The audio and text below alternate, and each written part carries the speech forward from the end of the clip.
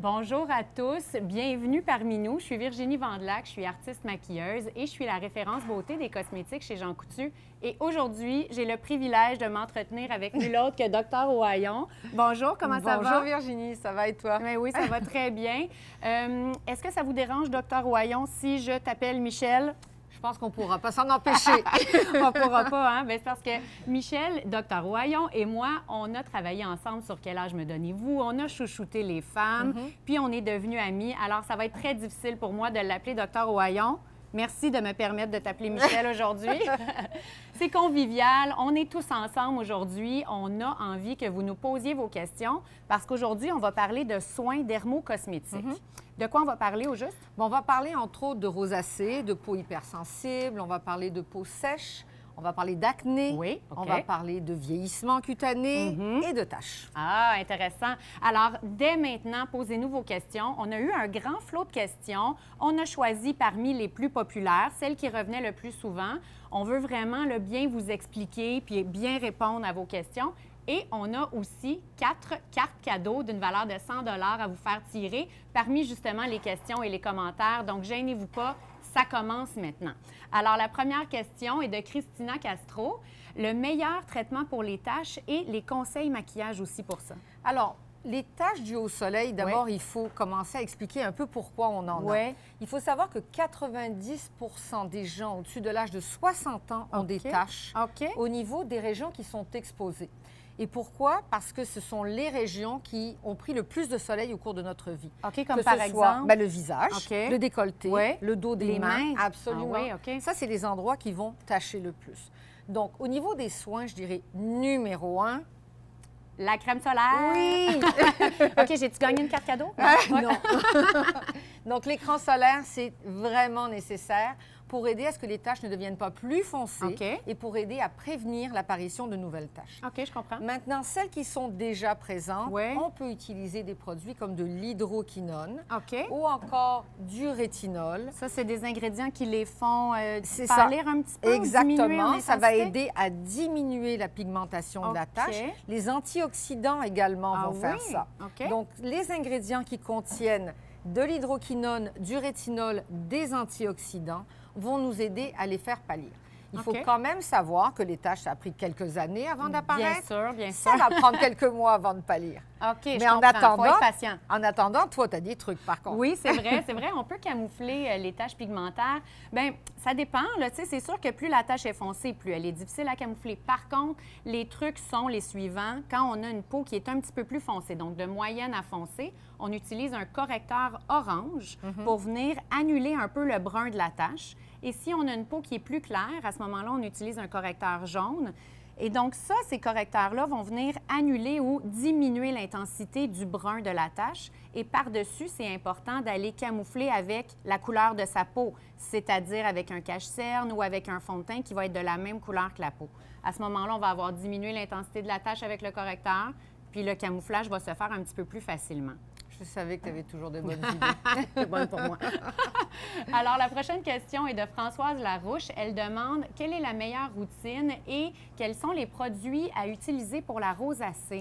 Alors, la rosacée, bon, c'est quelque chose de fréquent. Hein. C'est une pathologie qui est fréquente. Il y a 10 à 20 millions d'Américains qui souffrent de rosacée.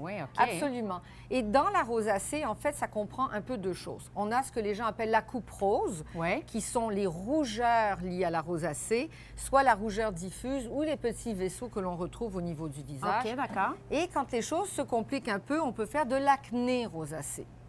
OK, d'accord. Donc, un petit mélange de boutons et de rosacée. Exactement. De la rougeur de fond et des boutons par-dessus. OK, d'accord. C'est important pour les routines de soins de faire attention à ce qu'on utilise parce que les peaux avec la rosacée sont des peaux fragiles. Tout à fait. Donc, au niveau des nettoyants, on va utiliser des nettoyants doux, sans savon. Sans savon. Et un des produits que j'aime bien, c'est l'eau micellaire. Oui, c'est agréable. On n'a pas besoin de passer de l'eau par-dessus. On n'a pas besoin de la rincer. Exactement. C'est génial pour ça. On évite donc les savons. On va éviter tout ce qui peut irriter la peau comme des granules. Hydrater sa peau, c'est important parce qu'on remarque que quand une peau est bien hydratée, elle est plus résistante. OK, d'accord. Et les petites bouteilles d'eau thermale pour apaiser la peau d'une rosacée, c'est génial. OK, donc ça ne serait pas nécessairement pour hydrater, mais ce serait pour venir là, diminuer, peut-être pas diminuer, mais faire du bien à la peau. Ça apaise la calmer. la peau, exactement. L'eau thermale, ça apaise la peau. Génial. Mais toi, pour les rougeurs, oui. Qu'est-ce que tu fais? C'est sûr que pour les rougeurs, il y a des choses à faire. Encore, on est dans la correction. Donc, ce qu'on fait, c'est avec la couleur complémentaire. Rouge et vert, c'est des couleurs qui sont complémentaires. Quand elles sont mises une à côté de l'autre, elles ressortent. Mais quand elles sont mises une par-dessus l'autre, elles s'annulent. Ça veut dire que si on applique un correcteur vert sur la rougeur, directement sur la rougeur, parce que si on n'a pas de rougeur ailleurs sur le visage et qu'on met du vert ailleurs, on a l'air d'avoir besoin de vacances. Vraiment? Bon, c'est pas l'idéal. Alors, le vert directement sur la rougeur pour venir l'annuler et ensuite, on applique son fond de teint ou son cache-cerne, même chose, là, pour venir camoufler le reste et ne pas faire apparaître le vert qui est en dessous. Alors, la prochaine question, est-ce qu'on est prête pour ça? On est prêt pour la prochaine question. OK, génial.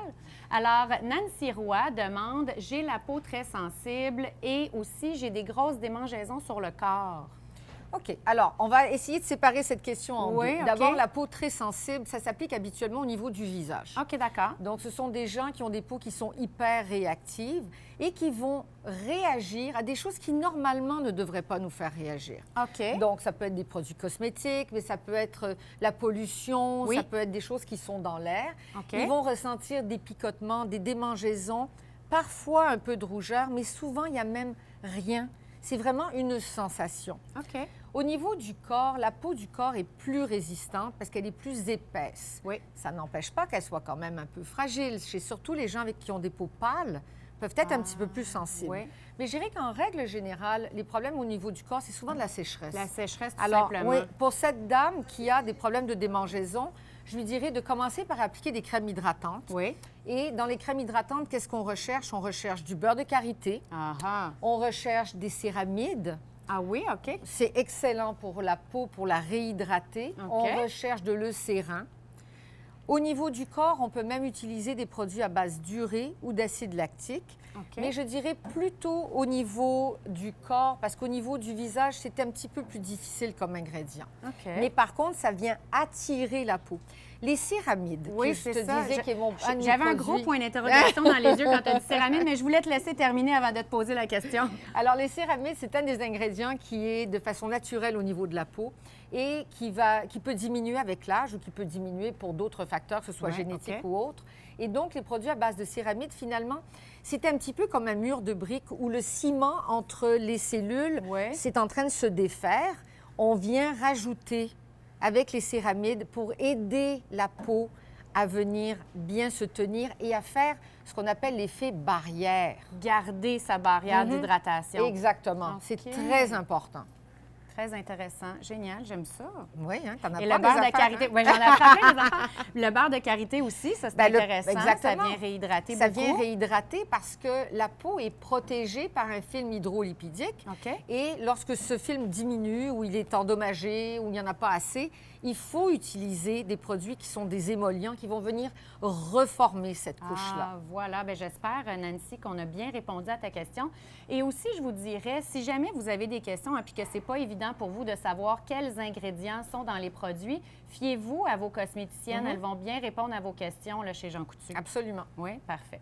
Alors, on passe à la prochaine question. Louise Tremblay. À quelle fréquence doit-on utiliser le sérum? Ah, ça, c'est une bonne question. Oui, je suis sûre qu'on a nos idées toutes les deux, mais on doit se rejoindre quelque part, on va voir. Le sérum, c'est un produit qui est très riche en ingrédients actifs, qui contient souvent des antioxydants. L'utilisation peut être quotidienne, une fois par jour, si notre peau le tolère. D'accord. Oui, c'est important de faire le test, dans le fond. Exactement. Donc, les peaux plus fragiles, peut-être 2 à 3 fois par semaine, mais une peau plus résistante, souvent des peaux brunes, peuvent le mettre tous les jours, que ce soit matin ou soir.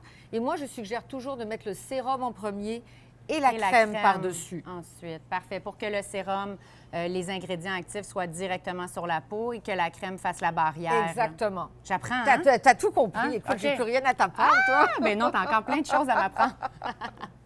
Alors, la prochaine question, c'est...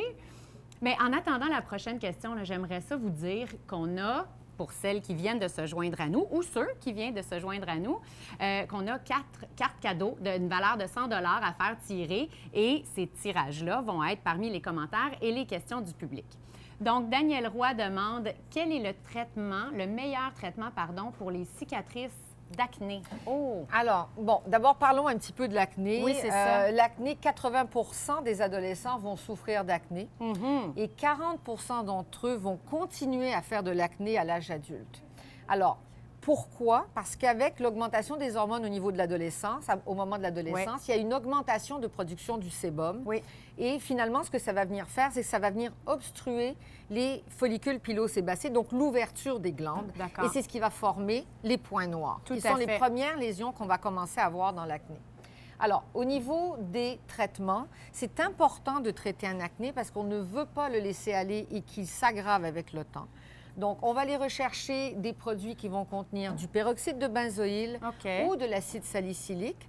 Pourquoi? Parce que ces deux produits-là vont venir aider à déboucher au niveau des follicules pilosébacés, donc vont venir déboucher les glandes et vont permettre au sébum d'aller vers l'extérieur de la peau.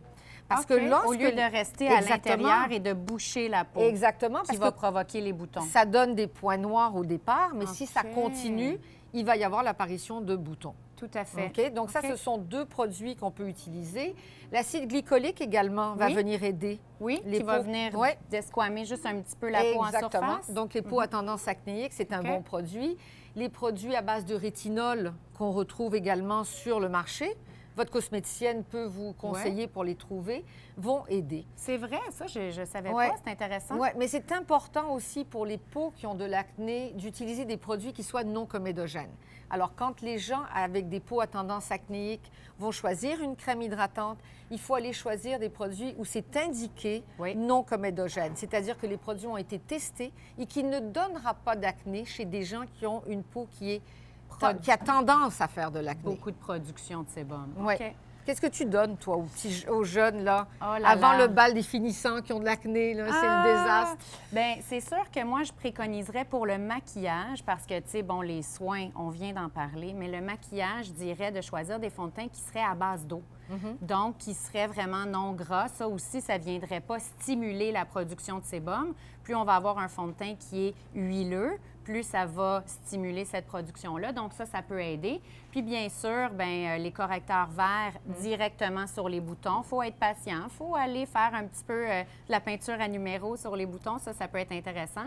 Mais je dirais laisser aussi un peu sa peau respirer. Là. Tu sais, avec un fond de teint à base d'eau, ça, c'est vraiment l'idéal parce que c'est ce qu'il y a le plus naturel possible. Oui, moi, je pense que ce qui est important pour l'acné aussi, c'est de le traiter dès l'apparition. Oui. Parce qu'en fait, on veut essayer de prévenir les cicatrices d'acné. Oui, effectivement. On en a moins quand on est plus jeune, mais plus on vieillit, plus on a des boutons, plus les cicatrices restent longtemps. Plus les boutons sont gros, plus c'est inflammatoire et plus il y a des risques d'avoir des cicatrices. Tout à fait. Donc, les peaux à tendance acnéique, il faut commencer à les traiter. Et si, malgré les traitements que vous faites, l'acné se détériore, à ce moment-là, consultez un professionnel de la santé pour avoir des produits plus adaptés et plus spécifiques pour contrôler l'acné. Tout à fait. C'est important, ça. La prochaine question, ce serait de Christiane Letourneau. Crème hydratante pour une femme de 35 ans, de peau sensible, sèche à très sèche, pas trop dispendieuse. S'il vous plaît, en ce moment, par contre, ma peau est aussi sèche que si j'avais passé une semaine dans le désert. Oh là là! Ou quand on revient de voyage. Mais en fait, je ne suis pas très étonnée parce que quand on parle de peau sèche, il faut comprendre que, je disais tout à l'heure, la peau est couverte d'une couche de gras, hydrolipidique, pour la protéger et lui permettre de faire son travail, c'est-à-dire d'être une barrière entre nous et l'environnement. Oui. Lorsque cette couche de gras diminue, à ce moment-là, la peau va devenir sèche. L'épiderme va évaporer, on va perdre de l'eau et la peau va se déshydrater. OK. Et quelles sont les choses qui font sécher la peau? C'est ça. Qu'est-ce qui provoque qu'on peut avoir une peau plus sèche? Bien, écoute, l'utilisation des savons, ça c'est sûr. Ça assèche la peau. Il faut regarder un petit peu, on a une peau qui est en train de pédaler pour fabriquer du gras, puis on passe derrière et on enlève tout ce qu'elle a produit aujourd'hui. Alors, c'est important de remplacer ce qu'on prend de la peau et d'utiliser un hydratant. Le chauffage. Et c'est pour ça que probablement Christiane a plus de problèmes maintenant parce que notre hiver ne se termine pas, on n'en peut plus. Donc, le chauffage, ça assèche l'air, ça assèche la peau. Oui. C'est extrêmement important d'utiliser des crèmes hydratantes. Alors, est-ce qu'on pourrait en mettre, par exemple, 2 fois par jour? On peut en mettre aussi souvent qu'on a besoin. Et je dirais que le meilleur moment pour mettre une crème hydratante, c'est quand on sort du bain et de la douche. Ah oui, pourquoi? Parce que la peau, c'est gorgée d'eau. Okay. Et ce qu'on veut faire avec une crème hydratante, c'est venir sceller, venir garder cette eau dans l'épiderme. Okay. Si on attend trop longtemps, on va évaporer. Et on va s'assécher plus. Ah, voilà. Qu'est-ce qui peut causer aussi peut-être la pollution, le vent? La pollution, le vent, le froid extrême, etc. Tout ça va venir... différence entre le chaud-froid? Oui, ça va venir assécher la peau. Okay. La température de l'eau, je dis souvent aux gens, ne prenez pas des douches ou des bains trop chauds parce que ça vient assécher la peau un peu plus. Ah, ça, c'est intéressant aussi. Je ne sais pas si vous saviez ce truc à la maison, mais moi, je ne le connaissais pas. Et j'ai tendance à prendre des douches chaudes pour me réconforter. Si tu mets une bonne crème hydratante après... Mais oui. Et moi, je suis Miss Crème, Alors, Michel. À ce moment-là, déjà, tu viens déjà un petit peu de rendre à la peau ce que tu lui as pris. Donc, toujours la même chose, des produits à base de beurre de karité, des produits à base de céramide, de sérin, d'urée, d'acide lactique qui viennent vraiment aider la peau à retenir leur eau et qui viennent aider à sceller la peau et lui permettre de travailler correctement. La peau, c'est un organe important. Oui, tout à fait. Bien oui, je suis bien d'accord avec C'est ce qui nous délimite de notre environnement. C'est vrai. Il faut que ce soit intact, notre barrière. Absolument. J'aime ça. Bien, j'espère qu'on a bien répondu à votre question. La prochaine question est de Vicky Manta. Un traitement pour les cernes. Alors, ça, c'est la grande question. D'abord, il faut voir la différence entre les cernes et l'hyperpigmentation. D'accord. Donc, il y a beaucoup de personnes qui vont avoir une pigmentation plus foncée au niveau des paupières inférieures. Comme moi. C'est souvent... Oui, mais ça paraît pas là parce que je suis maquillée. Donc, c'est souvent familial. Oui. Et il y a des gens qui vont avoir des creux. Oui, OK. Donc, ce qui est difficile au niveau des paupières, c'est que c'est une peau qui est extrêmement fragile. Oui. Donc, je dirais qu'il faut aller selon la tolérance de la peau. Pour la pigmentation, je vais suggérer parfois des crèmes à base de vitamine C. Ah, OK. On peut aller avec des produits qui contiennent du rétinol ou de l'hydroquinone, mais il faut faire attention de ne pas trop l'irriter. OK. Un peu comme le même principe des taches pigmentaires. Exactement. Mais d'y aller de façon un petit peu plus Vraiment, douce, il faut faire attention. Parce que la peau contour des yeux, elle est plus fragile. Mais je dois avouer que souvent, je vais avoir besoin de toi pour dissimuler les cernes parce que le maquillage, c'est important pour ça. Effectivement. Puis moi, je me suis beaucoup pratiquée sur moi parce que depuis que je suis jeune, j'ai des cernes et dans ma famille, on est cerné, c'est comme ça. Et moi, je dirais que les meilleurs trucs, c'est encore une fois la correction. Donc, si on a des cernes qui sont plus mauves, on y va avec la couleur complémentaire jaune. Ça veut dire qu'on applique un cache-cerne qui a du jaune dedans ou un correcteur jaune sur le cerne mauve pour venir annuler le mauve du cerne. Si on a un cerne plus bleu, correcteur orange. On vient annuler le bleu. Si on a un cerne brun, bien là, encore une fois, c'est la même chose que les taches pigmentaires. Plus la peau est foncée, on y va avec un correcteur orange. Plus la peau est claire, on y va avec un correcteur jaune. Parce que le correcteur orange sur une peau claire va créer un cerne encore plus pigmenté, encore plus foncé. Et le correcteur ne vient pas complètement camoufler. C'est important de savoir que le correcteur annule la couleur et ensuite, on applique un cache-cerne par-dessus. Moi, je préconise les cache-cernes liquides parce que je trouve que les cache-cernes qui sont plus liquides vont venir hydrater aussi un peu en même temps le contour des yeux, la peau qui est plus fragile. Et puisqu'on a mis un correcteur en dessous, ça nous fait quand même 2 couches. Plus le cache-cerne est transparent, texture, hydratant, plus ça va faire un effet naturel. Et on veut camoufler les cernes, mais on ne veut pas non plus avoir l'air d'avoir épais de maquillage sous les yeux. Mais c'est ça, il faut faire la différence aussi entre une pigmentation, c'est-à-dire quelque chose de brun, où je vais dire d'utiliser des produits comme des antioxydants à base de vitamine C, de vitamine B3, de vitamine E qui vont aider à diminuer la pigmentation. Mais parfois, quand ce sont des cernes qui sont rouges, en fait, en tirant la peau, on va le voir, c'est uniquement parce que la peau est trop translucide, elle est tellement mince que finalement, on voit les vaisseaux à travers. Et à ce moment-là, je me fie 100% à toi pour maquiller ça. On va faire un bon teamwork à ce moment-là. Alors, gênez-vous pas, encore une fois, de nous poser vos questions. C'est convivial, on est entre nous aujourd'hui, puis on a 4 cartes cadeaux à faire tirer d'une valeur de 100 $ chacune. Alors, on continue? OK, super. Laurence a une question ici. La meilleure crème pour prévenir les rides. Je suis jeune, mais on veut s'y prendre très jeune pour avoir une belle peau plus longtemps. Mais c'est une excellente idée. Alors, je dirais, la meilleure chose à faire pour rester belle et jeune longtemps, c'est... La crème solaire! Oui! On voit que tu es mon amie depuis longtemps, je t'ai convertie. L'écran solaire est extrêmement important parce que le soleil dégrade le collagène, l'endommage, vient le fragmenter. OK. Maintenant, quand on est jeune, c'est la chose principale à faire. En vieillissant, on peut avoir à utiliser des choses, même jeune, on peut les commencer, des produits comme des antioxydants, donc de la vitamine C, de la vitamine E, de la vitamine B3, parce que ça vient aider à diminuer la dégradation du collagène. Oui, OK. Donc, ça vient ralentir le vieillissement de la peau et ça va venir chercher un peu plus d'éclat aussi au niveau de la peau. OK. Les produits à base de rétinol, de rétinaldéhyde, sont de très bons produits parce qu'ils aident le collagène à se régénérer. OK, d'accord. Alors, peut-être pas quand on a 20 ans. Peut-être pas en prévention. Non, en prévention, j'irai avec les écrans solaires. Mais quand on avance dans l'âge, clairement, j'irai vers ces produits-là. OK. Et d'autres produits qu'on peut rechercher. Il y a beaucoup de produits qui sont des bons produits contre le vieillissement cutané. Il y a les acides glycoliques, l'acide hyaluronique également. L'acide hyaluronique, oui, parce que l'acide hyaluronique va venir attirer l'eau dans l'épiderme, va venir réhydrater l'épiderme. Et donc repulper la peau pour lui donner un air de jeunesse. Oui, parce que l'acide hyaluronique est un produit que l'on retrouve dans notre peau, mais qui diminue avec l'âge. C'est donc le fun, hein? Ça fait partie du plaisir. Moi, je dirais aussi qu'en maquillage, les produits à base d'acide hyaluronique peuvent être intéressants ou même mélanger votre sérum à base d'acide hyaluronique à votre fond de teint pour venir repulper la peau, pour rendre le fond de teint hyper lumineux. Ça va redonner de l'éclat. On sait que l'éclat, lumière égale jeunesse. Absolument. Donc, on aime ça. On aime ça. Toujours.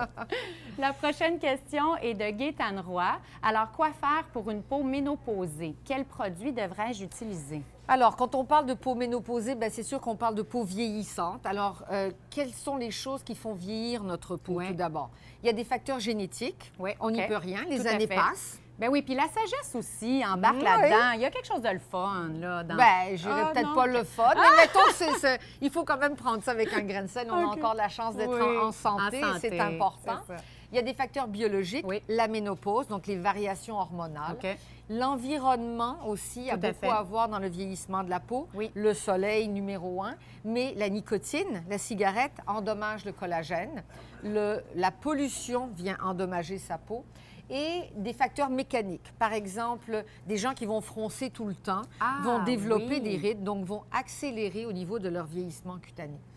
Si on regarde la ménopause plus spécifiquement, qu'est-ce qui se passe au moment de la ménopause? On a une diminution des estrogènes. Et ce qui va se passer, c'est qu'on va avoir une diminution du collagène. Donc, une peau qui est moins ferme, moins dense. On a une diminution de l'acide hyaluronique, la même chose, et la peau va être plus sèche également. Elle est plus sèche aussi parce qu'on a moins de production de sébum en vieillissant. Voilà. Et le sébum, on le sait, c'est notre liquide émollient qui protège notre peau et qui l'empêche de rider. Et quand on en manque en vieillissant, il faut venir hydrater sa peau.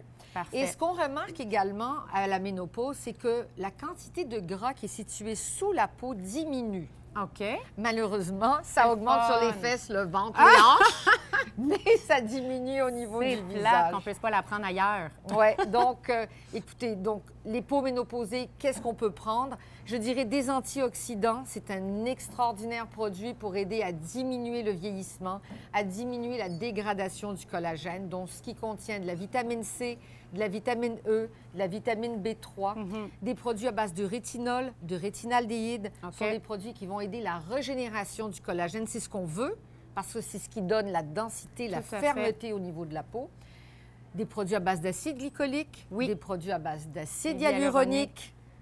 Toujours des ingrédients magiques pour nous aider. Tout à fait. Puis pour celles qui viennent de se joindre à nous, gênez-vous pas de demander à vos cosméticiennes en pharmacie quand vous n'êtes pas certaine s'il y a ces ingrédients-là dans les produits. Elles sont là pour vous aider. Donc, chez Jean Coutu, là, venez voir vos cosméticiennes. Là, elles vont se faire un plaisir de vous répondre.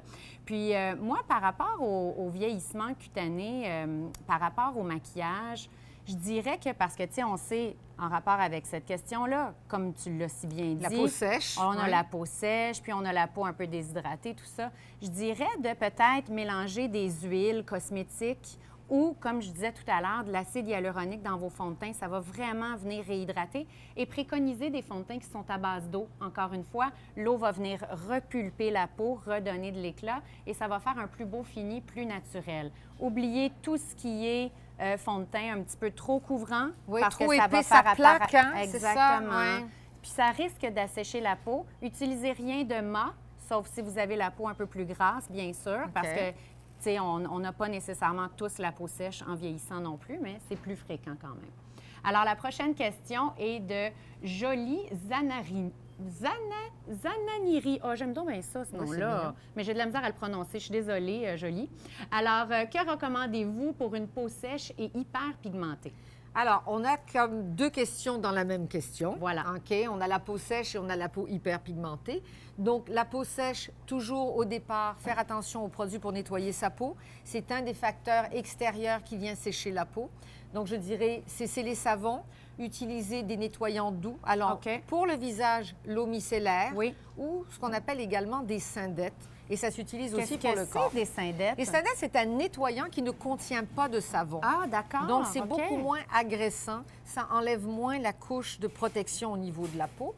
Donc, les soins de nettoyage, c'est important. Oui. Et ensuite, prendre des bonnes habitudes. Ne pas prendre des douches trop chaudes. Voilà. Prendre l'habitude d'hydrater sa peau dans les 3 minutes en sortant du bain ou de la douche pour enfermer l'humidité à l'intérieur de l'eau. Ça, c'est des petites habitudes qu'on peut prendre et qui vont aider.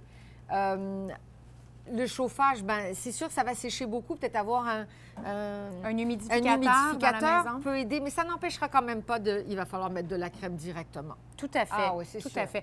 Puis de toute façon, ça procure un confort de s'appliquer de la crème sur le corps, sur le visage. Moi, depuis que je suis toute jeune, j'applique de la crème, puis c'est devenu une habitude même. J'ai un TOC.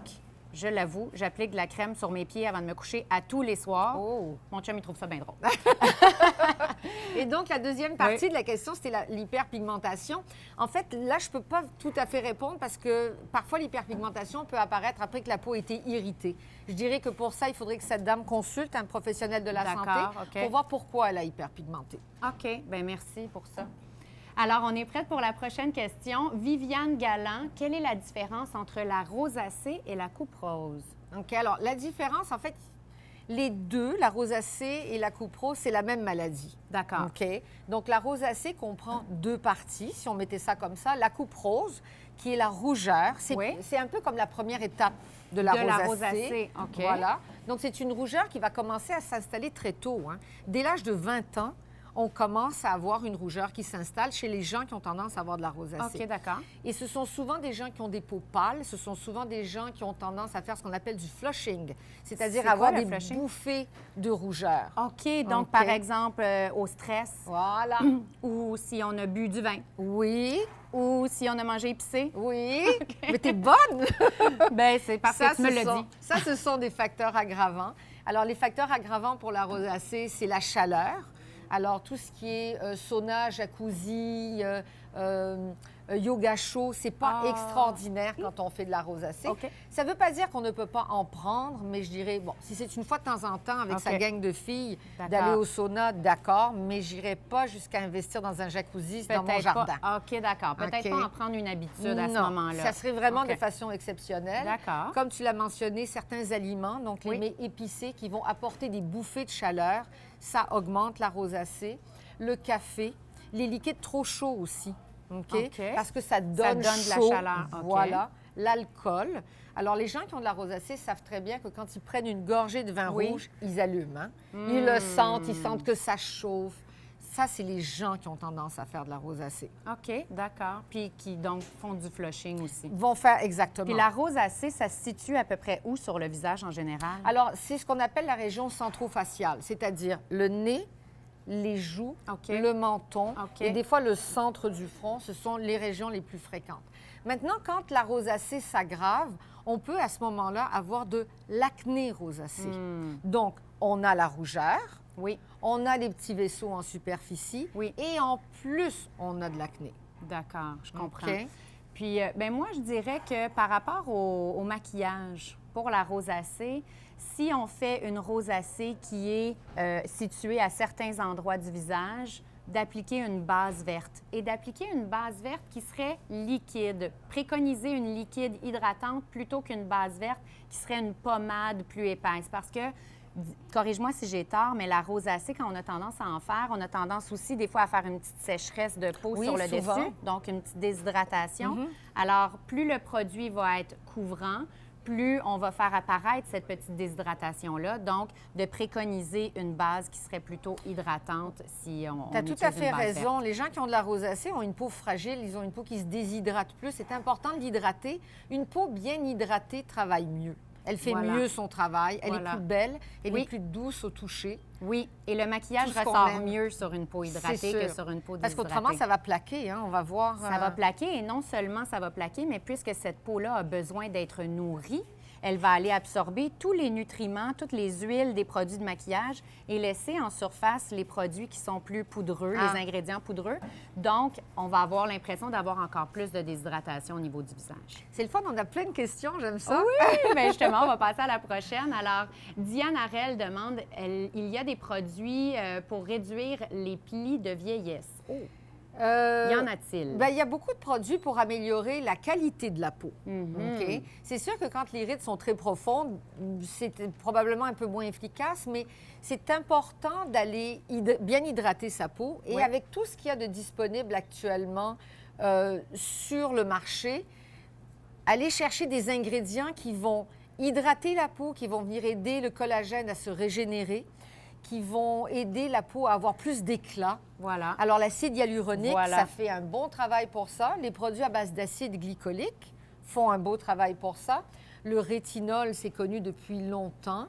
Le rétinaldéhyde également, ça aide la peau à se régénérer, donc à avoir plus de fermeté. Ça va diminuer les ridules au niveau de la peau et lui donner plus de densité. Même chose avec les antioxydants. Et beaucoup d'antioxydants, on les retrouve dans des sérums. Ah oui, exactement. C'est souvent dans des sérums qu'on retrouve les antioxydants. Et je dis toujours, appliquez votre sérum en premier et votre crème anti-rides par-dessus. Et on peut le faire 1 à 2 fois par jour, dépendamment de la tolérance de la peau. Voilà, excellent. Alors, la prochaine question est de Karine Lefebvre. Alors, comment faire pour repulper les lèvres et diminuer les rides des lèvres pour ne pas que le rouge à lèvres fuit?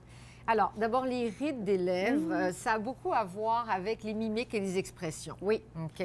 Donc, on retrouve, et aussi, non. Attends, numéro 1, la cigarette. Exactement, ce que j'allais dire. Y compris ceux qui vapotent. Parce que, en fait, ce qui se passe, c'est que si on fait ça tout le temps... Toujours le même mouvement à répétition. Exactement. C'est un mouvement à répétition. Il va y avoir la formation de ridules et de rides par la suite. Alors, la même chose avec les gens qui articulent très bien. Il y a des gens qui articulent beaucoup en parlant. Moi, j'ai de la chance, j'articule pas du tout. Mais pourtant, tu parles si bien, tu t'exprimes si bien. Mais ces rides-là vont venir creuser, donc faire ces petits sillons.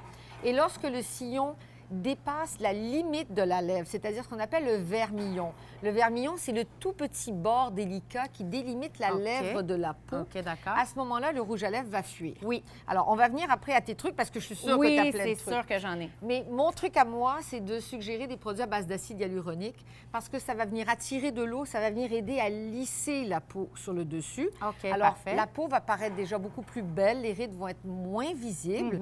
Et après ça, toi, tu rentres en jeu pour continuer à améliorer ça. C'est ça, et ces rides-là vont être donc plus pulpeuses et le rouge à lèvres va déjà avoir tendance à moins filer. Moi, j'ai plusieurs trucs par rapport à ça. D'abord, j'appliquerais une base lissante. Une base lissante qui est faite en général pour les peaux qui ont les pores dilatés, pour venir lisser les pores. Donc, c'est un peu comme une base matifiante, mais qui est aussi lissante, qui agit un peu de remplissage. Alors, on vient l'appliquer au contour des lèvres. Ensuite, on applique un crayon à lèvres qui serait hydrofuge, parce que c'est les crayons à lèvres qui tiennent le plus longtemps. OK. Alors, ça va aider à la tenue. Et ensuite, idéalement, préconiser les rouges à lèvres qui seraient plutôt crème ou plutôt mat. Puis quand je dis crème, c'est une crème qui est assez onctueuse. Rien de trop liquide. Donc, on oublie les glosses, on oublie les rouges à lèvres plus transparents qui sont très onctueux. Parce qu'ils ont plus tendance à rentrer dans les ridules. Exactement. Et donc, les rouges à lèvres mat et les rouges à lèvres crème opaques vont avoir tendance... Faut que je me rappelle de tout ça. vont avoir tendance à tenir plus longtemps. Puis on peut toujours appliquer des fixateurs à lèvres par-dessus. Ça peut aider. Tu donnes tellement d'informations. Je devrais prendre des notes chaque fois. Tu te maquilles déjà super bien. Bien, grâce à qui, tu penses? Alors, la dernière question. On n'a plus de dernière question. On a terminé. Déjà? Mais oui! Oh! Ça va trop vite. On aimerait ça, par contre, que vous nous donniez vos commentaires et vos impressions sur le Facebook Live. Est-ce qu'on a eu la chance de répondre à vos questions? Et si jamais on n'a pas eu la chance de répondre à toutes vos questions, continuez de les poser. On va vous aider. Et sinon, allez voir vos dermocosméticiennes et vos professionnels de la santé, parce que le professionnel de la santé, lui, va pouvoir peut-être mieux répondre aux questions. Oui, poser un diagnostic si c'est nécessaire et donner des conseils. Les cosméticiennes vont pouvoir vous conseiller sur tous les ingrédients dont je vous ai parlé aujourd'hui pour vous aider à aller chercher les produits qui s'adaptent à vous. Exactement. Merci beaucoup d'avoir été parmi nous. Merci, Michel. Merci, Virginie. À bientôt. À bientôt.